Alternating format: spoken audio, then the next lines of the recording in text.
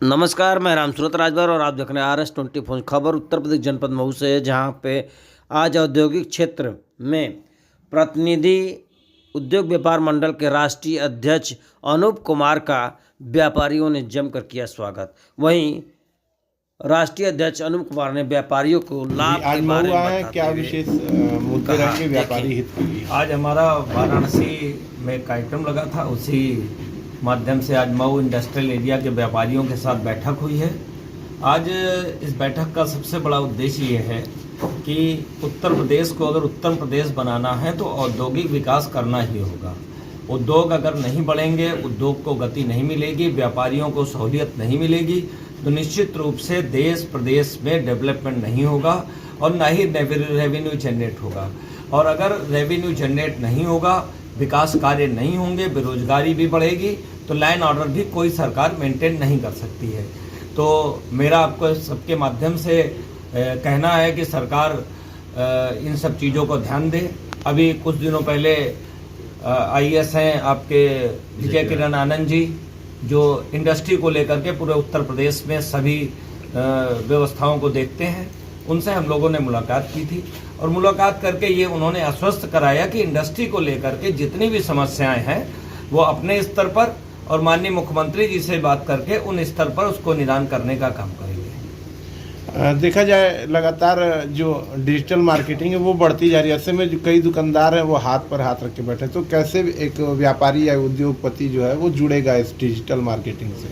देखिए है क्या कि एक तो मैं चूँकि जिस तरीके का युग बदल रहा है, युग बदलने में हम लोगों को भी बदलना पड़ेगा, परंतु सरकार को एक हम लोगों की मांग चली आ रही कि डिजिटल तरीके से जो ऑनलाइन शॉपिंग वगैरह की चीज़ें चल रही हैं, इसमें सरकार को अभी फ़िलहाल के लिए जो GST का जो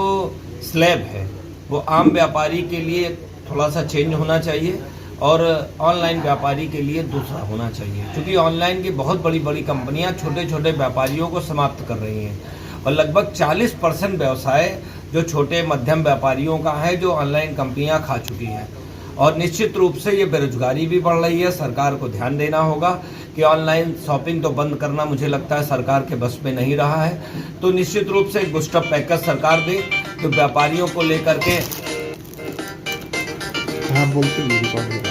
व्यापारियों को लेकर के जो बूस्टअप पैकेज सरकार दे, जिससे व्यापारियों को लाभ मिले और व्यापारी इतनी बड़ी बड़ी जो कंपनियां हैं जिनका कद हजारों करोड़ का है, उनसे छोटा मध्यम व्यापारी कंपटीशन कर सके। इसलिए बिजली में आपका टैक्सेस में GST में कई तरीके के बूस्टअप पैकेज दे जिससे व्यापारी कंपटीशन कर सके। अन्य प्रदेशों की बात तो देखा जाए कि उद्योग को बढ़ावा देने की बात कर रही है भारत सरकार, व्यापारियों को, छोटे व्यापारियों को कर्ज दिया जा रहा है, तो क्या एक तरह से दिखावा है या उन्हें बेड़ियों में जकड़ा जा रहा है कर्ज? देखिए सरकार की अपनी पॉलिसीज है और सरकार को जगाना काम हमारा है। सरकार कोई योजना लाती है, कोई भी सरकार हो अच्छा समझ करके लाती है, परंतु उनका क्रियान्वयन कैसे होगा, अधिकारी वर्ग कैसे वहां तक पहुंचाएंगे। हम लोगों का काम ये है कि जो भी योजनाएं हैं सरकार की, जो व्यापारी के हित की हैं, तो उसमें बताया जाए और अगर जो हित में दिक्कत आ रही है उसका विरोध किया जाए। तो निश्चित रूप से जो भी योजनाएं आ रही हैं उनका लाभ तो मिलेगा ही, मगर अगर उसका क्रियान्वयन आधिकारिक वर्ग से बेहतर तरीके से हो जाएगा तो मुझे लगता है कि व्यापार भी बढ़ेगा, व्यापारी भी बढ़ेगा और उद्योग जब बढ़ेगा तो निश्चित रूप से डेवलपमेंट भी होगा और उत्तर प्रदेश उत्तम प्रदेश बनने के लिए एक अच्छा कदम होगा।